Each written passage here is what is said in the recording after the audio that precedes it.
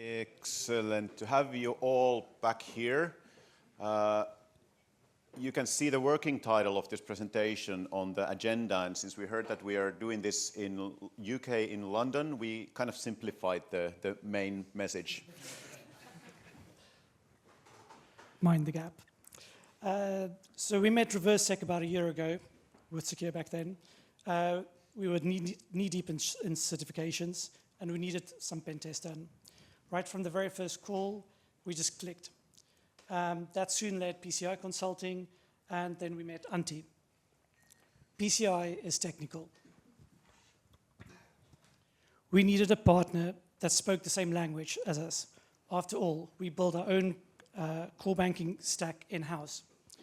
The team understood our challenge, especially around sampling. We'll go more into detail about that shortly. This is our story about how we built our readiness, how we got certified, and how we learned along the way. Hi, I'm Jaco. I'm the Deputy CTO at Engine.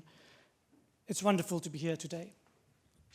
And I'm Antti Laatikainen, Principal Consultant from our Security and Risk Management practices. I operate in Helsinki office, and I work quite intensely on compliance programs and all sorts of long-term projects where clients are either just ramping up their readiness and capabilities and maturities, or trying to reach a compliance level of any legal framework or NIS2s or DORAs or 27001s and what have you.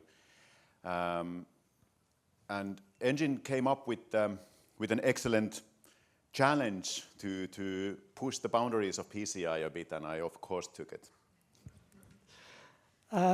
So yeah, I'm the Deputy CTO at Engine. Prior to that, I spent 5 years at Starling, where I led the development and the delivery of the bank's cloud infrastructure.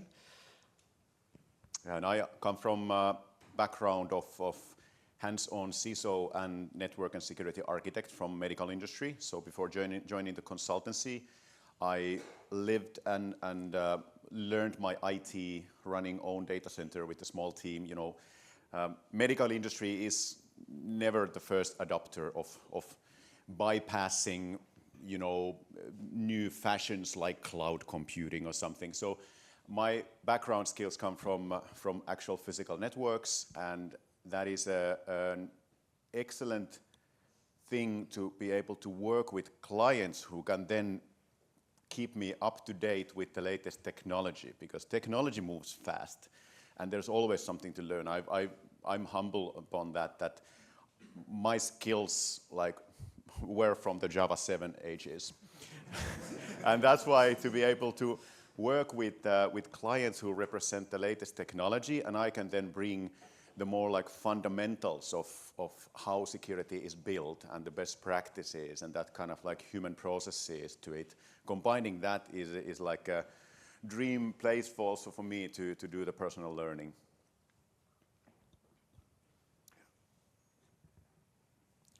So before we dive into our compliance story, let's do a quick background on Engine.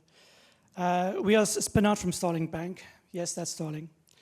What you probably didn't know is that Starling developed our entire tech stack in-house from scratch. It's immensely flexible. That allows us to have control over our roadmap and the ability to innovate quickly. It wasn't just a technology decision. It was a security and customer experience philosophy.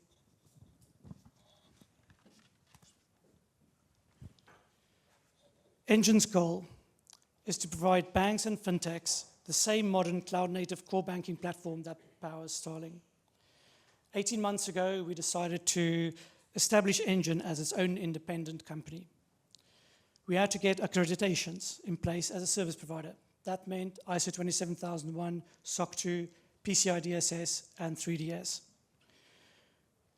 And also launched 2 banks around the world, one in Romania and one in Australia. Client 1 has seen exponential growth. I think SaltBank reached about 500,000 accounts within 1 year. That was pretty exciting. 2025 is also looking really, really exciting.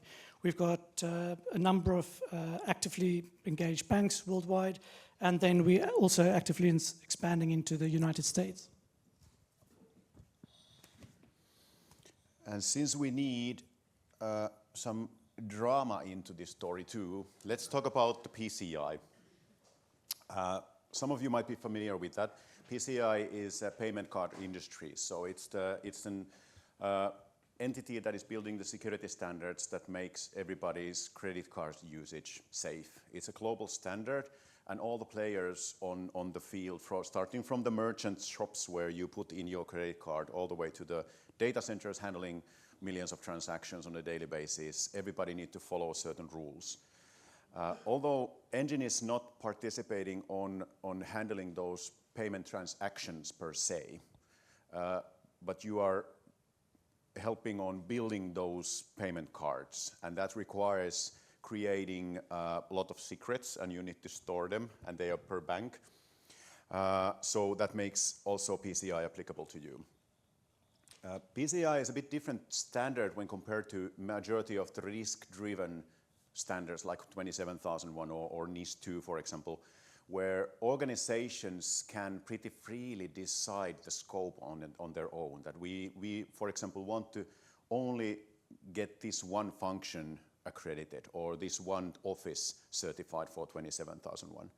Where PCI comes with a bit of a same kind of idea where GDPR is about protecting people's personal data. Now PCI comes from protecting that payment transaction flow. And therefore, we jump immediately into IT. So what systems are actually doing that processing? And plus, in PCI world, that doesn't mean just those systems, it's the whole ecosystem around them. So every IT system that might have some implication or impact to the security of the processing is in scope. And it doesn't stop there. It's also all the dependencies to third parties, all the physical locations, all the networks, all the processes and people, whether internal or external, everybody is in. So it's kind of like oil on water. It keeps on spreading and messes everything until you stop it somehow.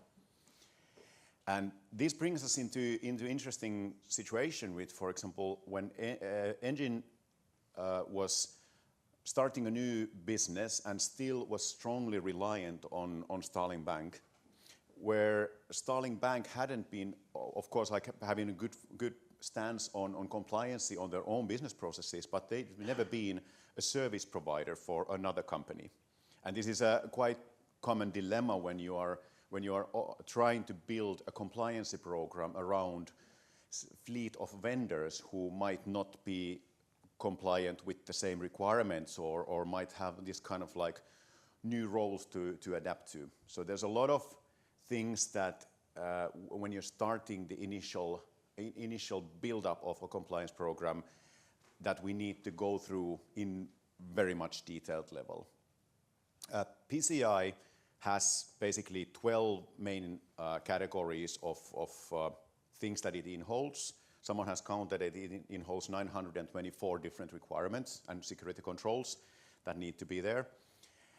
And the big difference in PCI world, why it's said that PCI DSS, the data security standard, the main PCI standard, is the hardest and toughest commercial certificate for a company to achieve and the hardest one to audit, which makes me love it, is that it goes into details. Where, for example, in ISO 27001, you might have a requirement that company must do a risk-based evaluation of their vendors and do the needful. Then the PCI DSS says that the shared responsibility matrices need to go into system level and PCI requirement level, meaning that it's not enough that those guys handle our Linuxes. That means that, okay, do they then also patch them? Do they also harden them? Who do they get those hardening templates from? Is it us or them? Who makes sure that they are following industry best practices? How often you review the settings and confirm that they are still intact? All the things that I mentioned are direct PCI DSS requirements. And the contracts and agreements between these different parties taking care of certain things, certain outsourced partners, that means that we're going to have a lot of interviews and a lot of negotiations.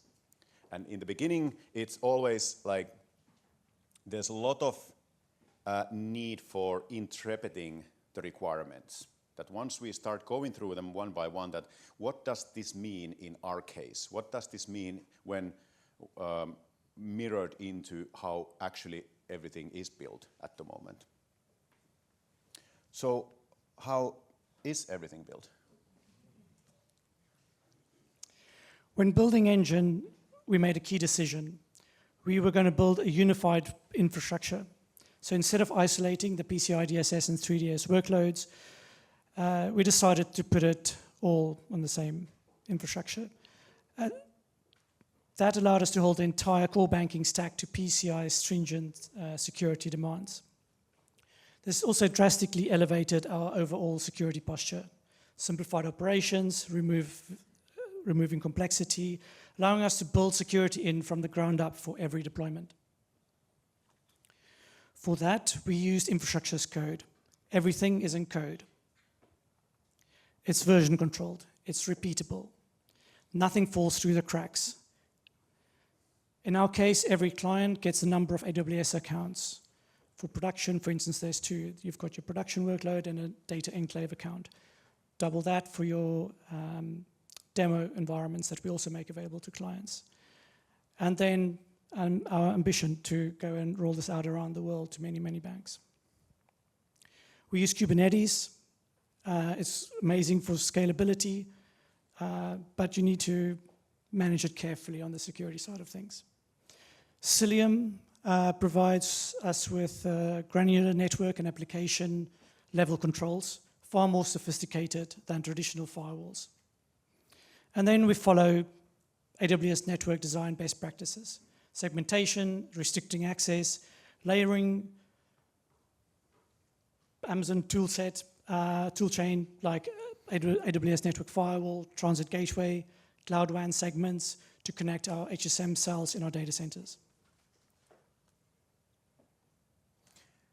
Oh, not yet. This genius way of putting everything together brings us into nice segue to one of the original questions that Engine asked us when we started our journey together, is that can we scope entire environments if the client can't touch it?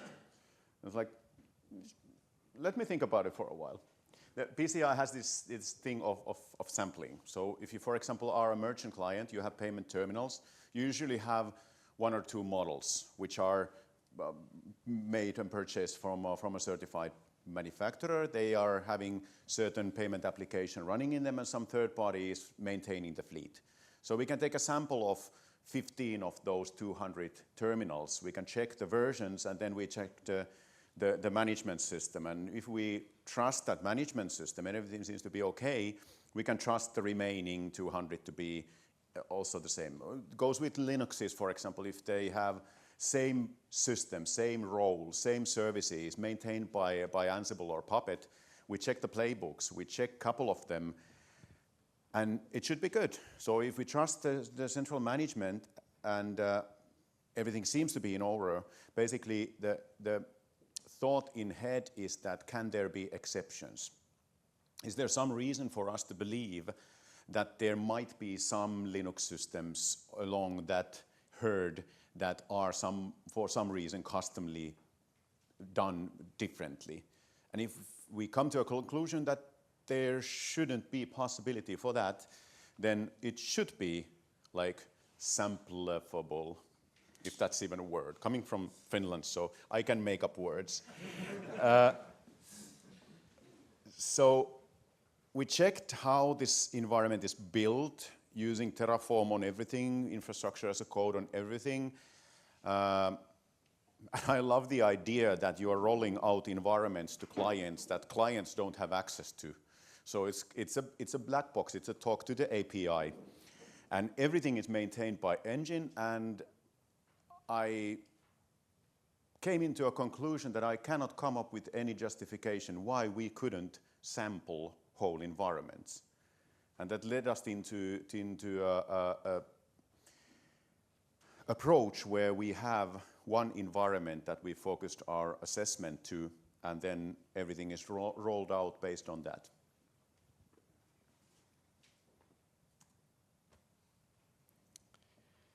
So in the early days of Starling, we did rely on third-party integrations. Payment network integrations like MasterCard and Faster Payments, we used a third party. For customer services, we used something else, and then 3DS also.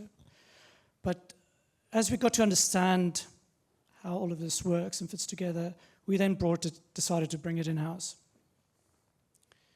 Our in-house approach means that we're always building secure, reliable core banking components, not just assembling off-the-shelf products.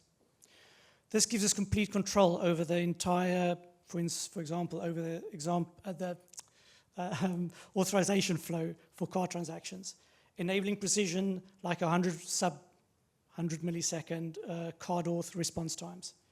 If only you knew the number of hops that packet has to travel when you tap your card. Catch my colleague Rob here if you want to know more. Enhanced fraud protection. This allows us the ability to fine-tune our strategies, which directly improve security and customer experience. It also allows us to quickly adapt to evolving scheme requirements, those great MasterCard specs that keep on coming out. And also allows us to stay ahead without depending on vendor roadmaps. So from a compliance perspective, it isn't just about ticking compliance boxes. It's about turning compliance into a genuine differentiator. Yeah, and from consultant perspective, first helping you out on building the program, and then as an auditor auditing that, it's such a pleasure to work with the team that knows the systems like back of their hands. So I couldn't come up with any question that someone wasn't already working on before I ended the sentence. So I was talking out loud something that could there be that this kind of thing could happen. Someone had already searched that part of the code and presented it to me, that this shows that it cannot be done like that. I was like, okay, that looks good. On the other hand, it was also a team effort from our side, because we wanted to help on building it, and then we wanted to be your auditors too, and that always a balancing act, that how can we advise on something that we are gonna audit afterwards. So that's why we also had a team of different persons with different backgrounds, whatever kind of help you might need. We had also QSAs from our PCI team that were not involved in the auditing process or anyway in other ways involved in you, and they were kind of like reserved for the situations that once we started going through the scope, we identified gaps, we identified things that needed fixing, and I had to be on my toes that this now starts to feel that we are going into too detailed things, that I cannot actually help you with this.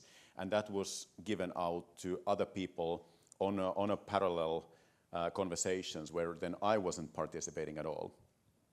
And that made it possible to tackle some of the parts where it's just that someone else needed to come up with the solution, because I was about to then evaluate it later on.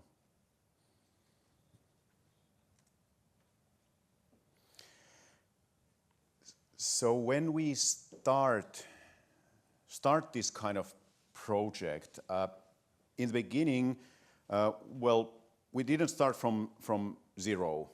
Engine already had 27001, and you were doing the SOC 2 on the fly, and also building the environment. So there was a lot of happening once we started.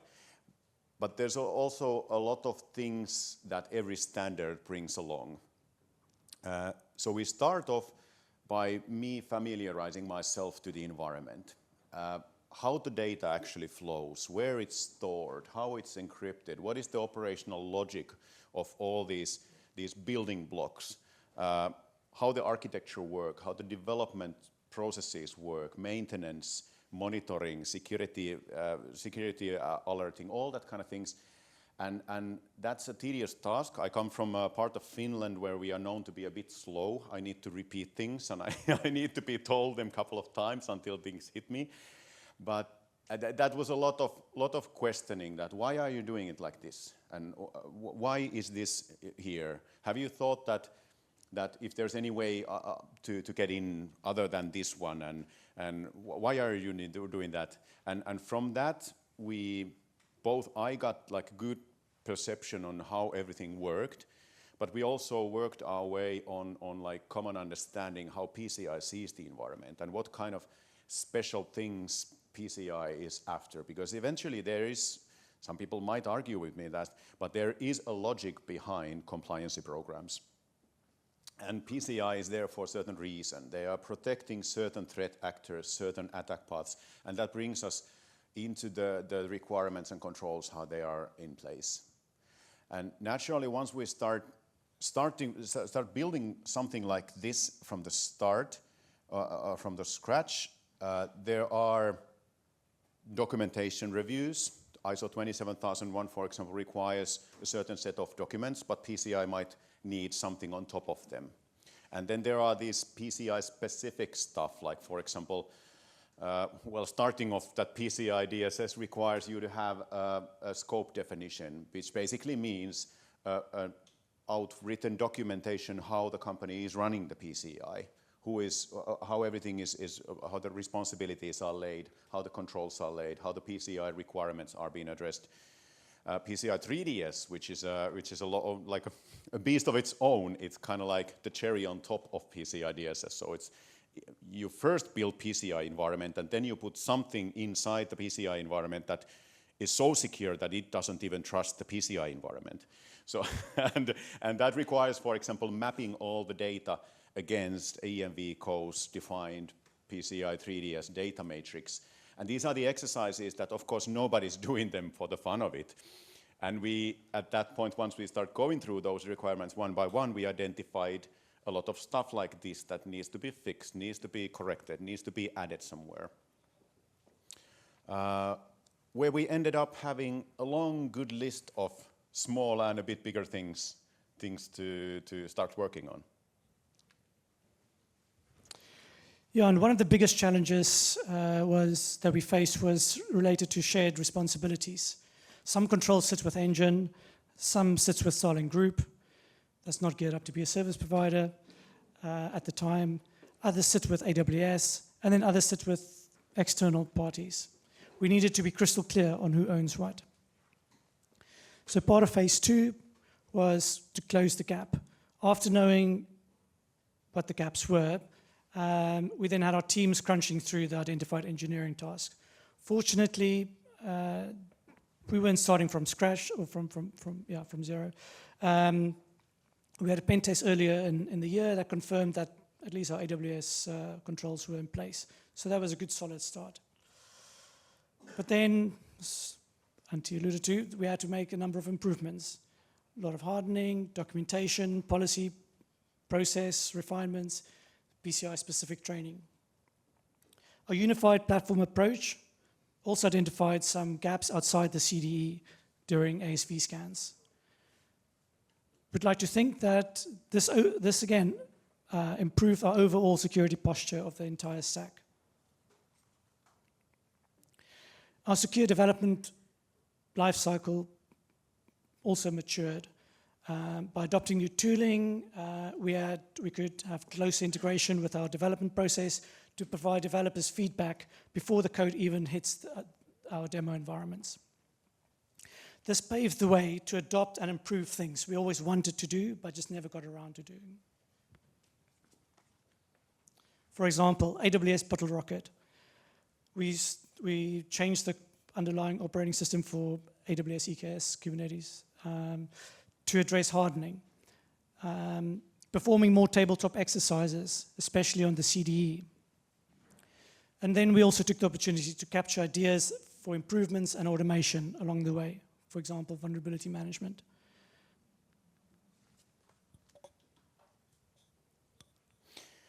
And then we get to a point, this is like early 2025, where we come to a conclusion that everything should be ready to do a proper pressure test. And then we move into the auditing phase, where we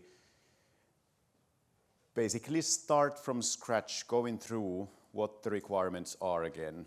But this time, without that kind of consulting mindset, it's about questioning everything based on PCI wording and gathering evidence, interviewing everyone, reading luckily not every word of the documentation, because you counted that it was 33,000 pages of documentation which are related to technologies and processes in place for this environment. So luckily I didn't have to go through all of them, but main parts of that.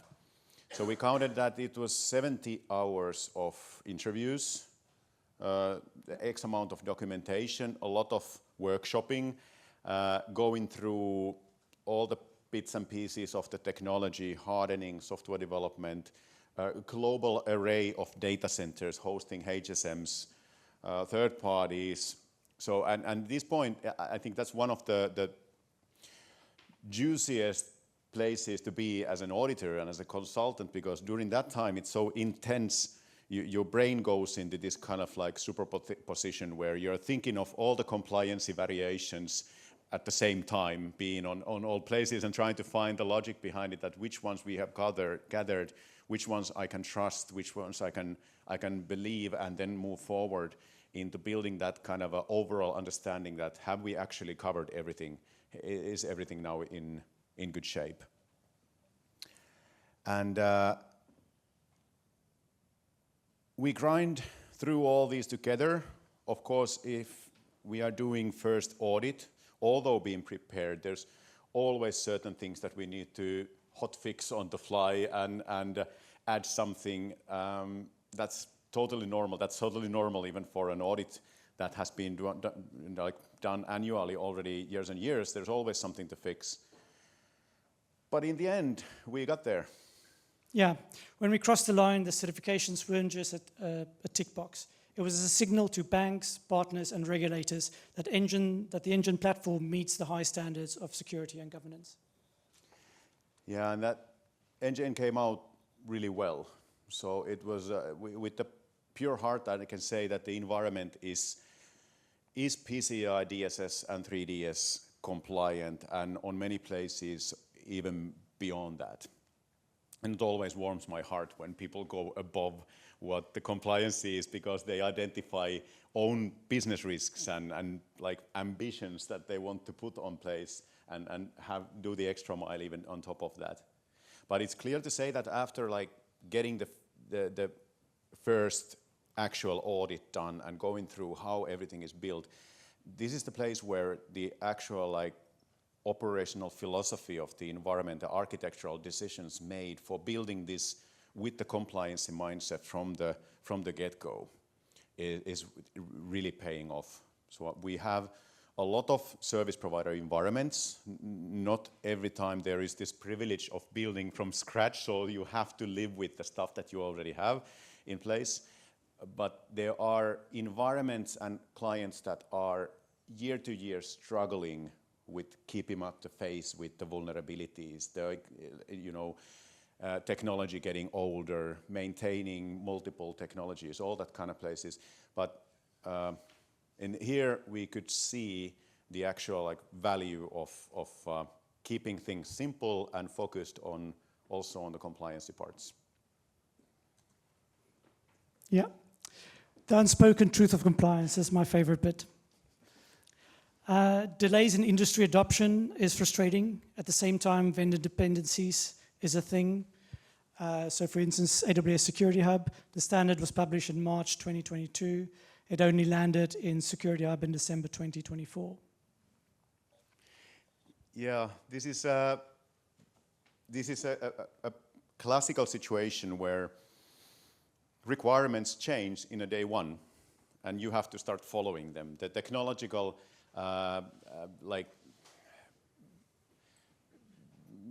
technology might follow behind, and during that interim period you just have to come up with the custom solutions, because you cannot say that, well, AVS doesn't support this yet because the compliance requirements are already there. So it's sometimes frustrating, but that's just the pain of getting certified. Yeah. Granting unrestricted network access to third-party security scanners, introducing new risks. Yeah, it's a classic. You can see that I'm on the defensive side here. So, but it's a philosophical thing with compliancy, is that you might sometimes be in a situation where you would actually be in a more secure place without the compliancy being on the way. Basically meaning that you could build more secure systems if you would lock them down so well that no one can touch them, no one can see anything inside them. But then there is this thing called accountability in compliancy. We need to be able to show that things are in order, that we are believing or basing our risk management, for example, on known facts and not beliefs. And if we bolt something so tightly down that we don't see what's happening inside them, then we have to base our risk management on trust and beliefs that we hope that everything is okay. And that sometimes leads into this kind of compromises where we need to open them up a bit and do a quick scan. But there's also that, even that there is a requirement like that, it doesn't mean that you have to open them all the time and all the way and you know, just be miserable all the time. Yeah, so yeah, in our case, we basically got demo environment that's representative of production. We do continuous scanning, ASV scanning into that on a daily basis. And then once a quarter, we open firewall rule sets to be able to do the scanning for production. Yeah, just in time and least privileged. Yes, excellent. Yeah. 3DS data center audits. Yeah. Before COVID hit us, PCI world had this like unbreakable rule that all PCI audits needs to happen on site. You always have to fly there. And with PCI DSS giving certain amount of requirements, 3DS goes above that. So PCI DSS might say that what TLS versions you have to use. PCI 3DS then goes to more granular and states which ciphers you can use on that. The same goes with physical security. PCI 3DS, because you're also providing 3DS services, includes verifying visually or some other way, for example, single entry systems, old-fashioned name man traps in data centers, how they operate, and we need to confirm that. There are specific methods how during the audit we need to confirm they are in place, and one of them is observation. Luckily, with post-COVID world, we can now do this stuff remotely. I think Antti was a little bit upset not flying to Sydney and the US. But yeah. Another example is reducing scope. So we're sharing offices with Starling. We didn't want to bring the entire office network into scope for firewall management, HSM management. So again, thinking out of the box, little firewall to reduce the scope was a genius idea. Yeah. This is my favorite part on planning and building compliance programs, when we still have time to think outside the box. I'm really glad that you came up with that solution, because it's a good example of cases where compliance requires certain things. And for example, like I said, the PCI data is like oil and water. But there are technologies that can be used to reduce the scope or outscope something. For example, there are clauses stating that credit card data or like privileged access control data that for example, managing the HSMs it needs to be encrypted with a strong encryption. That basically means that if the data is encrypted in such manner that for example, entities that handle the networks where the data travels, they don't have access to the keys, then we can rule them out from PCI. So if it's just properly made encryption, we can rule them out. This is like a broader concept also, that there are quite a lot of places where companies are struggling with compliancy, where they could, with a little flip in the mindset or little alteration on the operational model or services or functionalities, they could just basically rule out the requirement to care about that compliancy part at all. And this was like an excellent showcase. Instead of having the bank's whole infrastructure in scope, now you have this one box that you need to take care of. One for this new year, PCI DSS password requirements. That's just not aligned with NIST and NCSC guidance. Yeah, compliance lags sometimes a bit behind. And on the other hand, PCI is an overarching compliancy program that needs to include all possible technologies, including mainframes, for example, and all sorts of Unixes and Linuxes and all things together. So there might be cases where the PCI controls don't represent the bleeding edge technologies, and this is one of them. So PCI is still relying on old-fashioned password rules, where length of the password and what characters to use and that kind of things are mandatory. And they don't allow companies to bypass those by stating that we follow NIST guidance, because NIST is not PCI DSS. But luckily now with 4.0 version of the PCI, there is option of doing what's called customized approach. And that basically means that if you don't want to do what the PCI says in this specific control requirement, you can build and express your alternative method of addressing the same risk. So in this case, for example, we need to do and prepare the paperwork for doing like a crypto analysis of the solution that you have now in place, because we cannot just say blanketly that we follow the NIST regulation. We need to perform a crypto analysis of what actually the PCI DSS is after with this control, and then build like a business case or defensive case in court that why your solution is actually better. And nowadays that's possible, but that's a little bit of paperwork. Yeah, that's going to be fun. Beyond the badge. So what did we learn along the way? Sampling works. You can build once and certify many. Thank you, infrastructure as code. Security can be embedded, not bolted on. If you make a conscious decision to do so, then you can have good foundations. Reversec pushed us to raise the bar in various areas. Automation is non-negotiable. We have a lot of work to do in that area.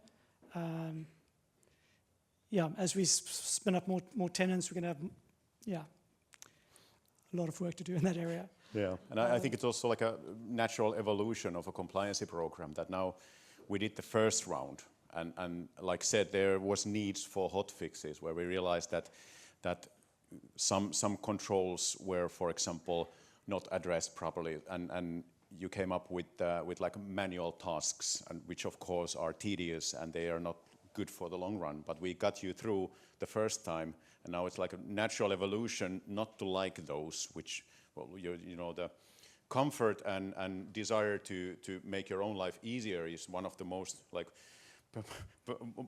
empowering feelings that humanity has ever had. That's why we invent things, to make our life easier. And automation is like a natural continuum of that.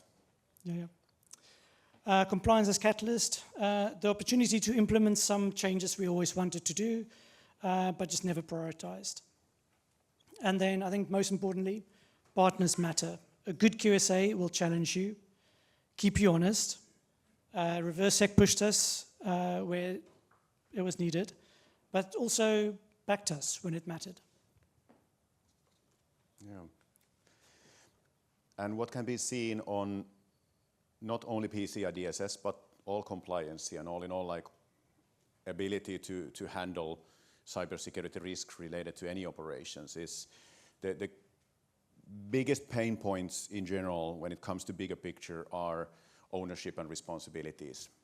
So it's easy to do something once, but how to run it from day to day and month to month and year to year.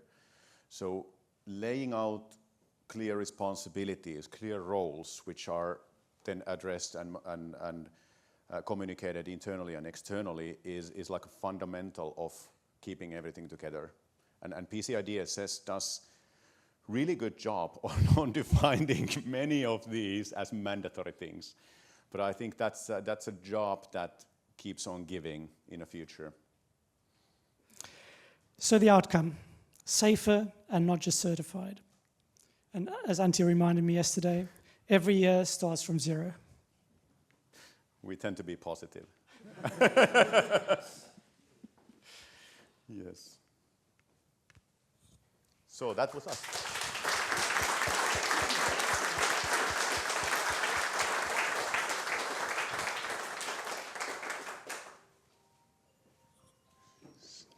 It's the end of the presentation, right? Do we have time for questions? We have time for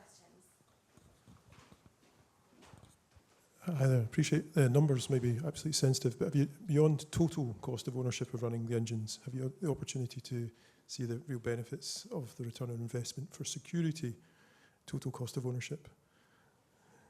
The cost of ownership for... Yeah, so you were right saying there was responsibilities and ownership. Yep. And there's a total cost of ownership. You'd be able to compare Bank X, it costs them this to run it, using your service be so much more cost effective. But using yourselves, bringing in that security, it's the security metrics, the economics of security, and showing that to the CTO and the CEO. Have you been able to quantify that as yet, or is that something down the line? Like turn the amount of work that was needed into something like... It shows that it's so much more efficient long term. Has that been an opportunity to, you might not disclose numbers, but just to kind of quantify that? Is that the... I think PCI makes it easy. If you touch credit cards, you need to be certified. Otherwise, you lose your business. Mm-hmm. So it's a kind of easy decision to make. But with this kind of like optional, like 27,001, I think you can of course give your insights to from like external perspective. That's pretty much then a marketing investment, if I put it nicely. That it's often an external communication thing that we want to present our company with a certain level of maturity in our cybersecurity management practices, and that's why we get certified. So I don't know, we have marketing people here that I of course support. Everyone should have 27,001. Everybody should have PCI, but what's the effort and what's the value from it in euros? It's hard for me to say. The example I was thinking from Scotland, we had some big banks that moved to small banks, but a lot of the practices and technologies were just taken from old banks into the new ones. Where you guys could have potentially have been so much more efficient and cost effective had you been around at the time. So it was just those comparison metrics. So maybe in due time you'll be able to get them. But yeah. Yeah, we have a great strategy team that can probably answer that question for you.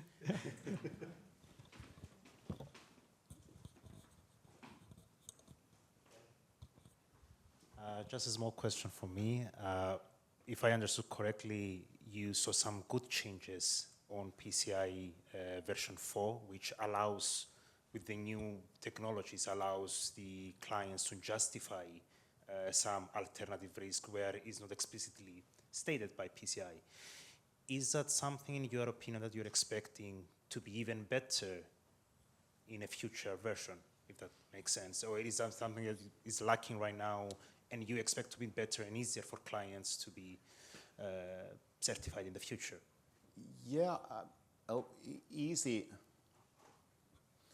It would be like, I would be exaggerating if I ever say that PCI is easy, but it gives options. We for example, have one client who is totally passwordless nowadays.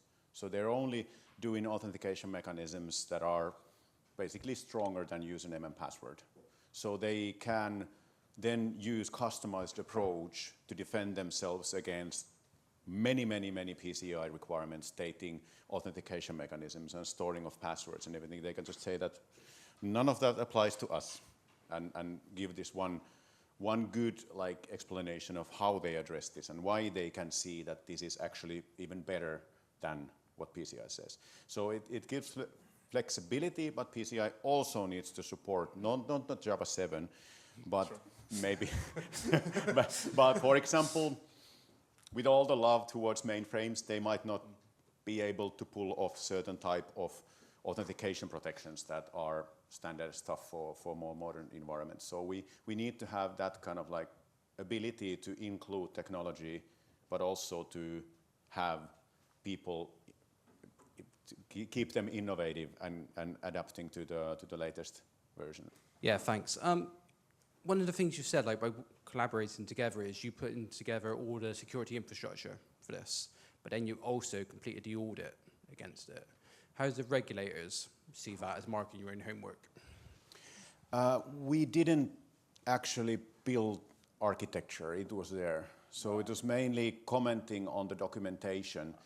And we've had chats about this with the console. It's an excellent thing that huge entities like PCI Council and the PCI DSS standard trickle down into those 5 people that actually wrote it, and you can meet them in community meetings. We've had chat about this, and it's of course it's a thin red line in a way, but we can, for example, comment on something missing, because we would do that anyway during the audit. That would be just like more troublesome that we first do the audit, we give a list of things that were missing from the documentation, which is perfectly fine as auditors. But where it sort of stops is that we shouldn't be saying what needs to be written there, that put this one line there. It's more that we can address a need for defining this further, or we don't find these specific details that the standard is actually requiring. So, but when it comes to, for example, the question that what to do with the HSM authentication traffic because it flows through untrusted network from PCI perspective, untrusted, that was given out to other teams. So I said that come up with a good solution. I'm not listening, and the first time that I heard this was during the audit.